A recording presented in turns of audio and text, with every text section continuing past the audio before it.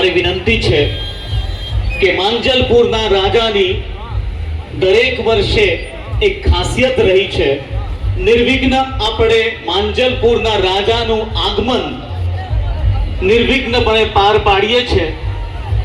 તો તમામ ગણેશ ભક્તોને મારી વિનંતી છે કે હવે ટૂંક જ સમયમાં માંજલપુરના રાજા પોતાના સ્થાપના સ્થાનની તરફ આગળ વધી રહ્યા છે। અત્યાર સુધી આપ સૌએ ખૂબ જ સરસ રીતે સાથ આપ્યો। આગળ પણ યુવા શક્તિ ચેરિટેબલ ટ્રસ્ટ આપણી તરફથી એ સાથની આશા રાખે છે।